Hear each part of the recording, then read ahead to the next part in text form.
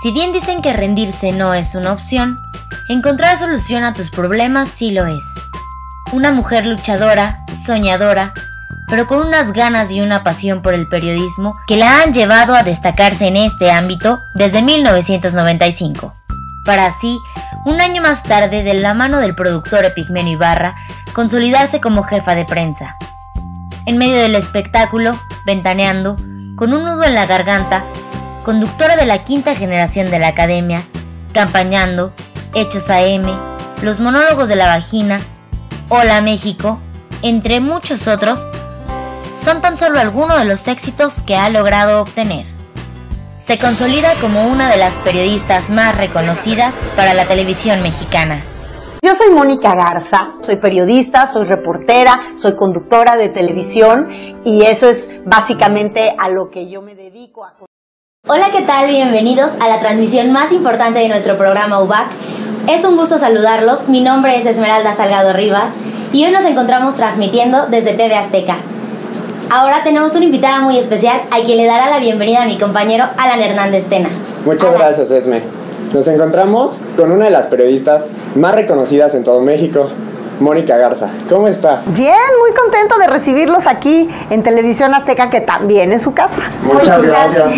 Muchísimas gracias por aceptar nuestra invitación y por estar tan al pendiente de nosotros. Pero bueno, vamos a comenzar. A los 9 años de edad, tu familia y tú se deciden mudar a la Ciudad de México, a radicar aquí. Sí. Años más tarde, Mónica Garza decide cursar la materia de estudios latinoamericanos en la facultad de Filosofía y Letras de la UNAM. Ajá. ¿Cómo es ese periodo de tu vida? ¿Cómo lo describes?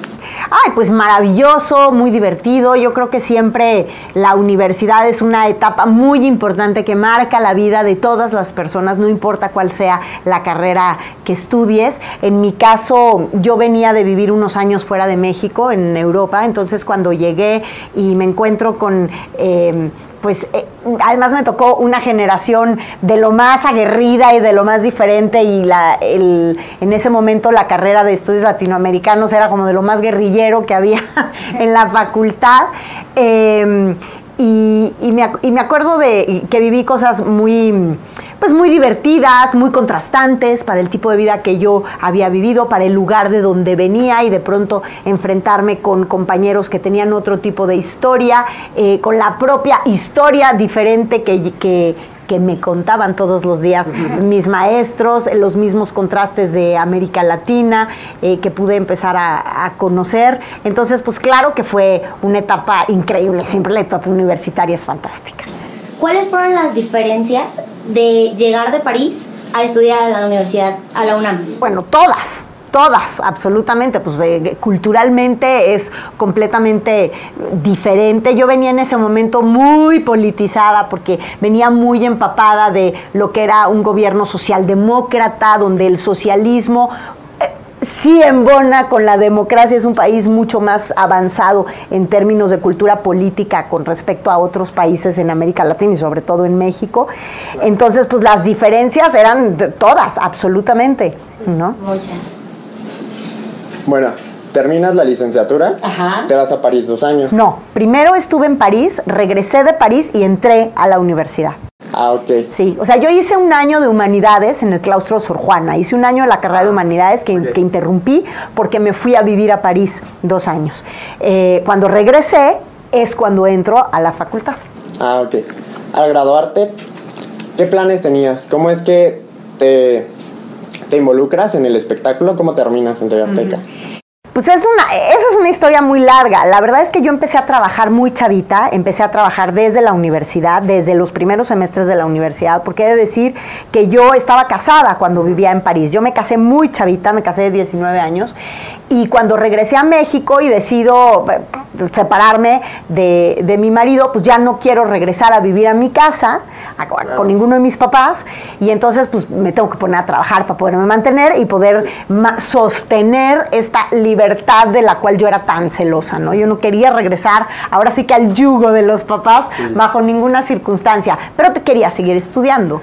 Entonces, cuando yo termino, bueno, tenía otros amigos universitarios que estudiaban la carrera de comunicación. Entonces, a través de ellos, la realidad es que yo a lo que me quería dedicar era, yo pensaba cuando yo estaba estudiando que yo iba a dar clases de historia o que yo iba a estar en el Instituto de Investigaciones Filológicas y me veía en mi cubiculito leyendo como loca sin parar. Totalmente. Nada más alejado de lo que iba a ser mi futuro, ¿no? Entonces, pues empecé a trabajar en distintas cosas. Primero, para poderme mantener durante la carrera, pues, trabajaba en el gobierno. Estuve en la Secretaría de Gobernación, en una jefatura de departamento, en una dirección de análisis político, una cosa rarísima. Luego estuve en el Registro Federal de Electores. Y bueno, a través de unos amigos que estudiaban comunicación empecé un poquito a acercarme a eso y pues empecé a escribir en algún periódico, en alguna revista. Luego ya más formalmente empecé a escribir para el periódico Reforma. Puse un despacho de publicidad con una amiga que hoy es una exitosísima editorialista que tiene una revista que se llama Algarabía, Pilar Montes de Oca. Pilar y yo estuvimos asociadas 2 años fantásticos en los que yo aprendí muchísimo y ahí empezamos a hacer corrección de estilo y copy publicitario y empezamos a hacer un montón de cosas para distintas empresas y entre ellas trabajábamos para la revista Líderes Mexicanos y trabajábamos para un periódico que particularmente era una cuenta que yo atendía, que era el periódico El Diario de Toluca y El Mundo Financiero. Okay. Entonces yo empecé a hacer entrevistas por encargo, pero lo mismo hacía, me acuerdo que en aquella época hacía lo mismo, un seguimiento a lo que era el lago de Texcoco, un proyecto que traía de recuperación del lago de Texcoco con el ingeniero Cruikshank. Me acuerdo de eso, era muy chistoso porque era un señor que muy formalmente me citaba y empezaba a dictarme lo que quería que se publicara y se quedaba dormido. O sea, ya no sé, muy grande. Y bueno, a partir de ahí me empecé a involucrar, escribí en el Diario de Toluca como 2 años, año y medio, 2 años, de ahí brinqué al periódico Reforma y empecé a hacer las entrevistas centrales del semanario Magazine, del periódico Reforma, y luego conocí a Epigmenio Ibarra en una fiesta.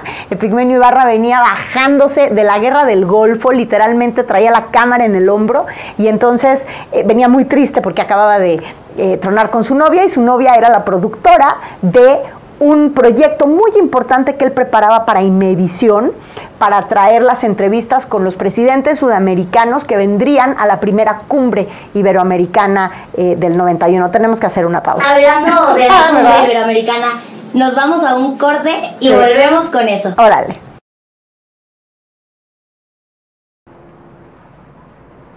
Regresamos con una de las periodistas más importantes de todo México, la señora Mónica Garza. Y bueno, nos quedamos cuando conociste a Epigmenio Ibarra, un señor muy importante en tu vida. En 1991 te llega la oportunidad de ser tú la que entrevistas a los presidentes de la cumbre sudamericana. Bueno, no. Yo iba como productora ejecutiva, yo iba acompañando y organizando como la agenda que tendríamos para realizar las entrevistas. Las entrevistas las hacía Epigmenio. Sí, yo tenía 22 años, estaba muy pollita para tener semejante responsabilidad, ¿no? En ese momento. Pero sí fue una gran oportunidad para mí, sobre todo porque pues, era estudiante de latinoamericanos. Entonces me acuerdo que cuando en ese momento yo trabajaba en la Secretaría de Gobernación y le dije a mi jefe, necesito que me des permiso de ausentarme un mes. ¿Un mes? ¿Cómo? Sí, un mes, porque me voy a ir con Epigmenio Ibarra a hacer una serie de entrevistas para la cumbre iberoamericana y es para Imevisión. Y claro, yo muy confiada porque Imevisión era televisión estatal de México, yo trabajaba en Gobernación, dije, no me van a decir que no. Y me dijo, me da mucha pena, no te voy a poder dar permiso de faltar un mes. Le dije, pues a mí me da mucha pena, voy a tener que renunciar, porque esta oportunidad de conocer a los primeros jefes de gobierno de todos los países de Sudamérica, no la voy a volver a tener nunca. Entonces, pues, gracias a Dios. ¿Y entonces, cómo toma tu jefe esa...? No, pues mi jefe me llamó en la tarde y me dijo, ¿sabes qué? Yo en tu lugar hubiera hecho lo mismo, no te preocupes, vete a Sudamérica y acá nos vemos en un mes. Claro. Sí. Bueno, años más tarde, Epigmenio y tú trabajan juntos en Argos, perdón, sí.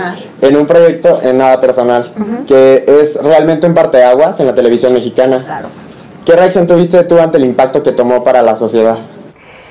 Era impresionante lo que estaba ocurriendo en México a través de Nada Personal. Epigmenio era el productor de esta telenovela que se creó originalmente como una serie de 13 capítulos, pero cuando él se la presentó a Ricardo Salinas dijo, pero ¿por qué nada más 13? Hagamos una telenovela de esto. Y bueno, en fin, se hizo un presupuesto altísimo, creo que ha sido en aquella época, en su momento, sin duda, fue la telenovela más cara que tuvo la televisión. Y yo, Epigmenio, después de la experiencia que tuvimos en Imevisión, me manda a llamar. Él acababa de montar Argos Televisión como productora. Y entonces él me manda a llamar para que yo sea su asistente personal y para que sea la jefa de prensa de este proyecto. Entonces, pues sí era muy impresionante porque la realidad es que yo tenía que atender prensa de todo tipo, no nada más prensa de espectáculos porque era una novela, era prensa de espectáculos y prensa de la fuente política. Porque yo quiero decirles que iban y venían cassettes a la Secretaría de Gobernación con los capítulos antes de que salieran al aire, porque ustedes recordarán que había dos personajes, que era el Águila Real, que representaba algo así como el procurador de justicia, sí, ¿no? Y estaba por otro lado este personaje que siempre salía entre sombras, que no se veía y que pues mucha gente le puso el nombre que le hubiera querido poner, que le recordara algún peloncito muy poderoso, ¿no? Que se inventaban en aquel momento. Así es, entonces sí fue muy impresionante cómo la gente en México se acerca a los temas de la política a través de una telenovela. Sí fue un fenómeno bien interesante y bueno, ni que se diga de la audiencia, ¿no? O sea, fue una telenovela que tuvo muchísimo éxito. Hablando de política, Mónica Garza es hija de un político, Manuel el Meme Garza. Sí. ¿Cómo decides? Bueno, voy a entrar al medio, pero voy a dejar de lado, bueno, no de lado, pero equilibras los espectáculos, tu vida y la política. ¿Cómo haces eso? ¿Cómo impacta en ti? Yo no tengo la culpa de haber nacido en una familia de políticos y de políticos por generaciones, ¿no? Yo creo que si yo hubiera querido dedicarme a la política, quizás lo hubiera tenido mucho más difícil, sobre todo viniendo de una familia de políticos priistas y cuando mi parte laboral más activa se hubieran atravesado 12 años panistas, pues no hubiera yo tenido mucha oportunidad. Sí. Pero a lo que voy es, pues ¿cómo lo vivo bien? O sea, para mí mi papá es mi papá, no es el Meme Garza, sino para mí es mi papá, yo lo viví así, mamé la política, sin duda. Sí hay situaciones o circunstancias en las que puedo decir que no sé cómo ni por qué, sí me muevo como pez en el agua, sin embargo, pues en un primer momento mi camino fueron los espectáculos. Mi papá estaba súper en contra, él no estuvo nada contento al principio de que yo entrara a la televisión, él me quería ver en otra cosa, o sea, él no, cuando yo le dije voy a entrar a Ventaneando, se le cayó la quijada en cuadritos, ¿no? ¡Cara! Dígame, ¿por qué? ¿No? Y bueno, poco a poco se fue dando cuenta, y él mismo, que es una persona que siempre ha respetado muchísimo el ejercicio periodístico en todas sus fuentes, pues se dio cuenta de lo que o sea, del fenómeno que Ventaneando representaba en la sociedad y en la televisión, y la oportunidad que su hija podía tener arrancando una carrera a partir de un espacio como ese. Y creo que tan estuvo bien y tan tuve buenos maestros y que después pude dar el salto hacia el área de noticias. Fue un salto mortal para mí, porque hubiera yo ahí podido cavar mi tumba como comunicadora o no, y creo que efectivamente lo que se consiguió, o lo que creo o yo siento, es que he podido nadar entre ambas fuentes con un buen equilibrio, y estoy contenta. Hablando del noticiero, de Ventaneando, y dejando de lado a Epigmenio Ibarra, una de tus maestras de vida, sí, además de tu maestra laboral, es la señora, sí, Pati Chapoy. Sí. Cuando ella te da la confianza para que entres con ella a estar entrevistando y todo esto en el proyecto que se llama Uno de la Garganta, ¿cómo recibes esa noticia? ¿Qué es lo primero que se te viene a la mente? Pues padrísimo. O sea, Pati es una persona que no nada más conmigo, con todos, vas, ¿no? O sea, ella no te va a enseñar tantito. Yo me acuerdo que cuando yo entré a trabajar con Pati, en realidad entré acercada por una amiga mía que era una colaboradora de Pati. Y entonces Moira Menéndez, que hoy es directora del CEFAT, junto con el maestro Raúl Quintanilla. en Azteca Novelas. Yo me acuerdo que Moira, antes de mi primera cita con Pati Chapoy, Moira me dijo, Pati te conoce muy bien porque conoce muy bien tu trabajo con Epigmenio Ibarra. Hay que recordar que cuando yo trabajaba en Argos, Pati era la directora artística de Televisión Azteca. Sí. Entonces mi trabajo estaba directamente involucrado con las actividades de Pati en Televisión Azteca. Nosotros éramos proveedores, pero yo tenía que darles, digamos, un servicio a ellos, con los actores, con los capítulos, con un montón de cosas. Entonces, fue ahí que Pati me conoce y de alguna manera pues se acerca y se interesa y me ofrece tener una oportunidad en su equipo. Y Moira en aquel momento me dijo, Pati es una mujer muy generosa y es una mujer que va a ser una gran maestra para ti, pero cuando llegues a plantearle un problema en tu trabajo, no llegues nada más con el problema, llega con un par de soluciones también. No hay nada que le pueda poner de peor humor a Pati Chapoy que tú llegues con un problema sin una opción de solución. Así es. Para Mónica Garza es todo un éxito eso. Vamos a una pausa y ahora volvemos.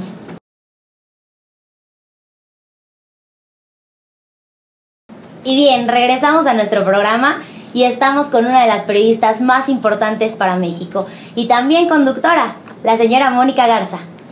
Bueno, estando en Ventaneando, después de tanto tiempo, surge un proyecto al cual tú consideras y has dicho que es tu bebé.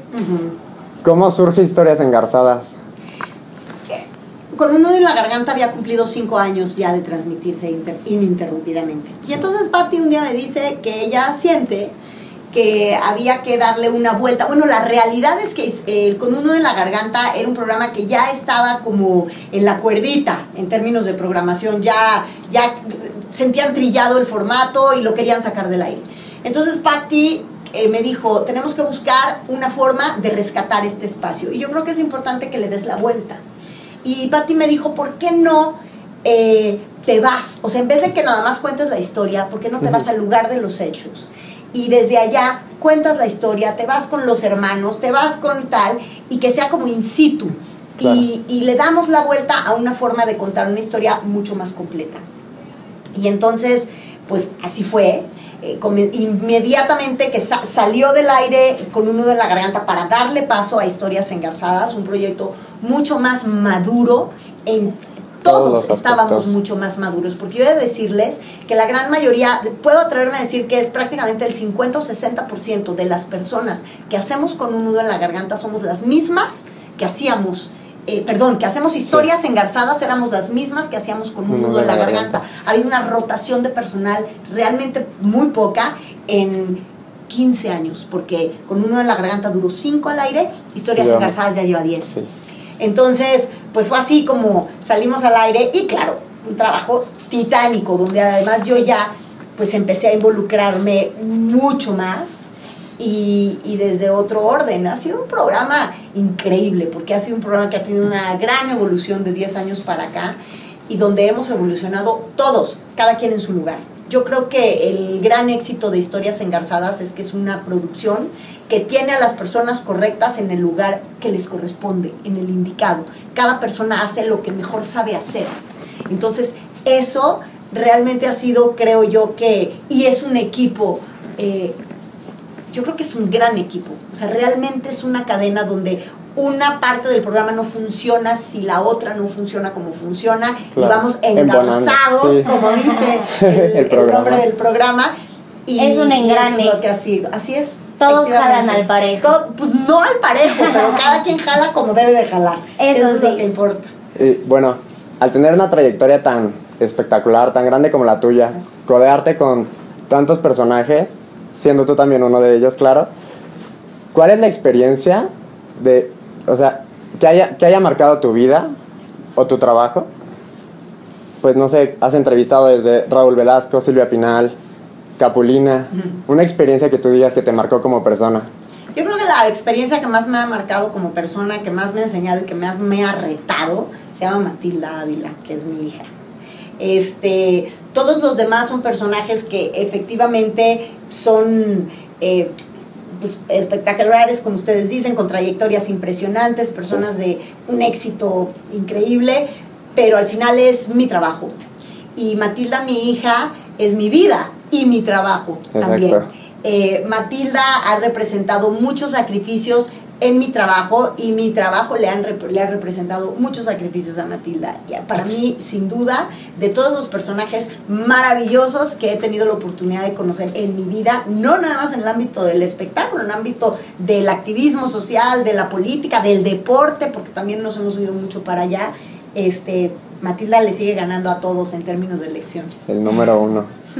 Pues ser mamá no es nada fácil. No, nada fácil. ¿Cómo logras equilibrar el trabajo, las ideas, los nuevos proyectos con tu hija? Porque pues errores, buenas experiencias y todo eso hay en la vida, pero ser mamá es lo más grandioso y lo mejor que te ha pasado a ti.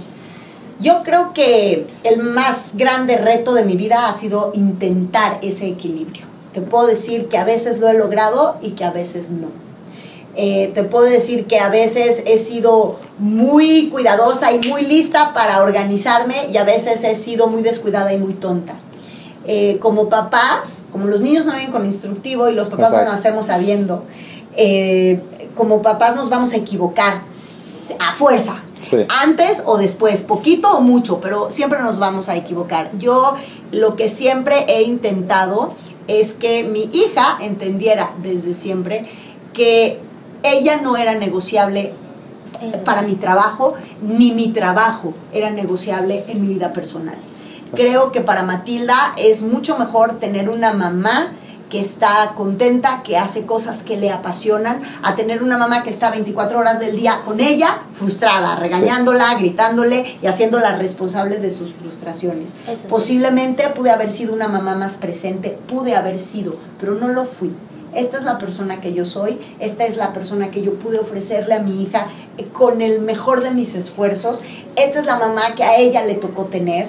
Yo creo que en algún momento de su vida, claro que no es la mamá que ella hubiera querido tener, pero al final del camino, hoy creo que lo entiende y también se siente muy orgullosa de su mamá. Yo creo que no solamente es el orgullo por su mamá, sino por todo lo que hace. Y bueno, Mónica, por último, ¿qué les dirías a las nuevas generaciones? A las personas que vienen ahora y que van a trabajar en el medio algún día contigo. Conmigo, ojalá. Qué padre. Yo creo que no me siento, la verdad, nadie para decir tengo la verdad en la boca y este es mi consejo, escúchenlo. Claro. No. Yo hablaría sobre mi experiencia. Lo que a mí me ha funcionado es seguir mi instinto. Lo que a mí me ha funcionado es luchar por hacer lo que quiero hacer.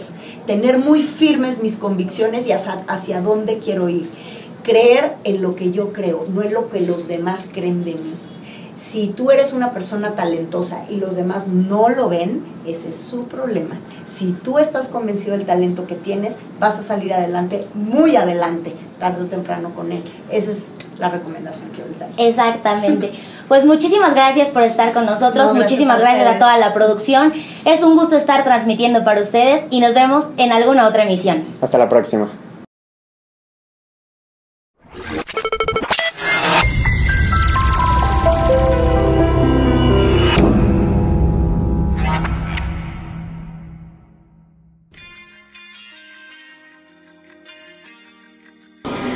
El antes y el después de nuestras casas transformadas. Me salí a bañar.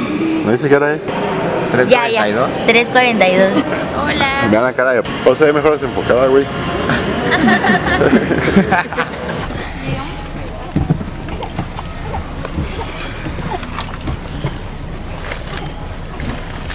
Y en Guadalajara.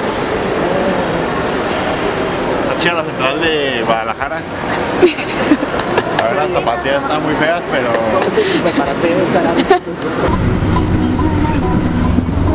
¿Qué opinas del taxímetro, Ali? Pues creo que aún está bastante accesible. Llevamos como casi media hora en el taxi.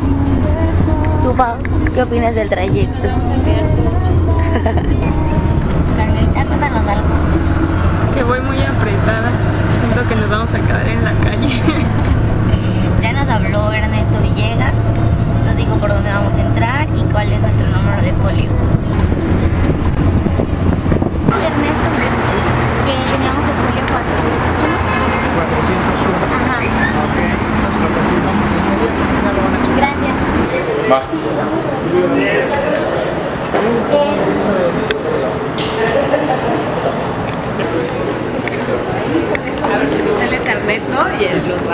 Hola, ¿quién es? Hola, yo soy Esmeralda. Hola, Mucho gusto. ¿Cómo está? Ya por fin Hola. una persona. ¿Cómo está? Gracias, hasta luego. Hola, buenas. Gracias. Hola. Gerente de producción de historias señoras. Ya irán viendo aquí. En español es modelaje. Modelaje o principal. La fecha define.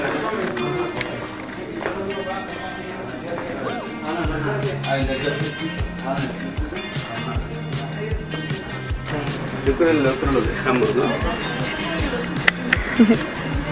Sí. Sí, ábrelo. Generalmente hay veces que tienes que truquear las cosas, ¿no? ¿Por qué? Porque si la tenemos de este lado, cuando tú tengas tu cola vas a tener totalmente de perfil. ¿No lo aguanta?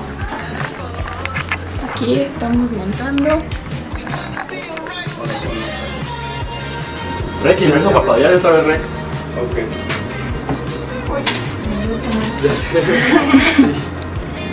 Mucho trabajo definitivamente. Y que ya los llevaron a dar un Sí. recorridito y todo. Y ahorita vamos a ir a media ventana.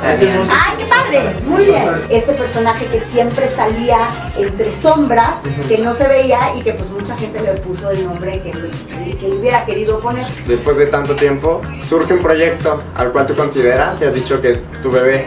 A ver, llama una con mi cámara porque voy a subirlo a digo a que te vea, conozca, aprenda y que tengamos ganas como entonces, ellos son los que han querido hacerles un día padrísimo como en Disneylandia, pero te veas Un presente de parte de todos. ¡ay, qué horror! Y luego les paso la cuenta del dietista. Muchas gracias.